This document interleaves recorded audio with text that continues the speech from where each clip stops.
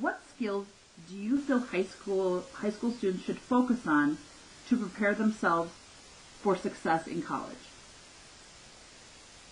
I think the most important one, and it's definitely going to be one of the harder ones to really get a hold of, but once you do, it makes it easy, is to really listen and take some time to listen, not just hear, not just be able to hear it back, but listen to what is being said to you, or if you're reading something, really take time to take in those words, and try and repeat it back, but not word for word, not using all the technical terms that you might not have any idea what they actually mean, but in a way that makes sense to you.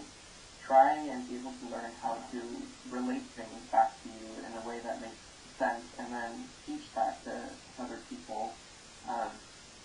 One of the things that I learned and still, kind of continuing to learn is if you can't explain something to somebody else without the use of any sort of technical language, you probably don't actually understand what it is that you're trying to say. And that's okay. You just have to find a way to make it make sense to you. In AP Bio, when I was taking it with Mr. Burke, I'm not sure if he's still a parent teacher, when we were talking about the immune system, I was one of the few students who was able to, take that jargon. A lot of my fellow peers, friends were struggling a little bit, but I was able to take all of those hugely technical concepts and explain it back to them by relating it to a show that we had all watched. I can't remember the top of my head right now, but it helped them understand. And that really put everything into context. It's not easy, and it's a recurring thing that I've said throughout this interview, but when you don't understand it, it's okay to ask for help.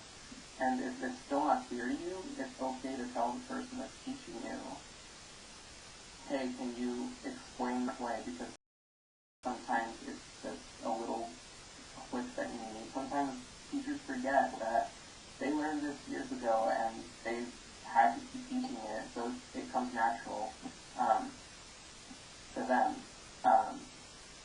And you really have to take some time to sit and listen and try and process what it is that they're trying to say. And if you don't get it the first time, that's okay. Just explain it back how you understand it, and if it wasn't quite on the spot, have them correct you. And do that with your peers. If there's some concept in math or any other science class, or even your language classes, English also, that you're not getting, or that you understand but your friends don't, try and explain it differently to them.